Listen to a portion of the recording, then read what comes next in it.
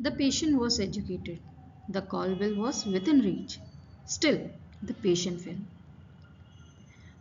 Friends, this is not a rare incident. This is one of the most common fall scenarios we see in hospital. Today, we are not talking about policies. We are talking about why fall prevention fails despite education. So today, apart from the common reasons for fall, let's understand the commonly ignored reasons for fall and how can we prevent them effectively. So as you understand, fall, it's an unplanned descent to the floor with or without an injury. Most common factors for fall which we discuss regularly are comorbidities, few culprit drugs for fall, behavioral disturbances, confusion, agitation, delirium, urinary incontinence, vision problem, muscle weakness, impaired balance, and the least discussed one is ignorance of fall preventive measures. So let's put some light on the least focused factor for fall, which is overconfidence. The moment patients have such thoughts in their mind, it is not easy for them to follow the fall preventive measures. Like, I don't want to disturb anyone, nor my nurse, neither my attendant. I can do my stuff by my own. I don't need any assistance for walking in the corridor. I'm stable enough. I want anyone to assist me to washroom. That's like my privacy will be invaded. I don't want my side rails to be raised. If you do it, I'll jump off. Fall happens only in weak and old age or disabled people. I am healthy. Fall preventive measures are not meant for me. I just came for taking some medication and get some tests done. I can't fall.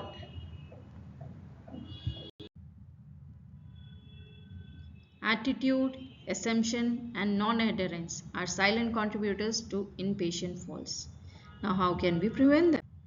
Our training should be focused on following points along with a demonstration to them. We should encourage use of grab bars whenever they are inside the washroom. You have to tell them, you have to show them how to use that grab bars. They should not walk without any assistance. They can take assistance of the attendant or the nurse. They should avoid moving in wet areas. So whenever there is an area where some wetness is there, a caution board should be there so that the patient gets aware. Use of stable structures, right? Handrails for the support. Instead, taking support of cardiac tables or other tables which are not stable structures. Use of call bell for any sort of assistance. Don't try to move between or out of side rails. Most of the people try to move out of the side rails like this. As you can see, there is a small gap between those side rails. The patient, instead of calling someone for help, they try to move out of this area, a very defined small specific area. They try to move out of them. Few people try to jump out of them also. So that should be, side rails should always be raised up. Room should be properly lighted at daytime, and at night headlight or night lamp should always be kept on so that it is easy for the nurse to come and examine the patient also, and it is more comfortable whenever the patient wants to go for washroom or take any sort of assistance.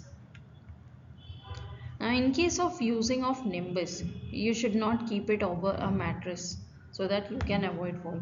What happens is, placing a nimbus air mattress over the standard mattress increases the total bed height. This reduces the effective height of the side rails, making them insufficient to prevent accidental falls. So we should avoid it. Hospital uniform should be of right size. It should not be length or oversized one. Beds should be kept in lower position. The patient should be told to dangle their legs down and count 5 before trying to move out of bed instead of just rushing and standing up. They should keep all necessary items near the patient reach so that it is easy for the patient to get all their necessary items and they don't try to grab it and fall. Regularly checking of vital signs for the patient with prolonged stay or on IV medications is very must. And even for the patients who are post-operative or a post-procedure patient, we should be regularly checking vitals and looking for multiple other signs which can cause for fall, as the patients might have received any sort of sedatives during their procedures and surgeries. We should check for the signs of orthostatic hypotension. Now, what is orthostatic hypotension? It is a postural hypotension, and that is a low BP that happens when transition of movement is there, like from upright position, from a sitting position or a lying down position happens. Patient surroundings should be free of obstacles.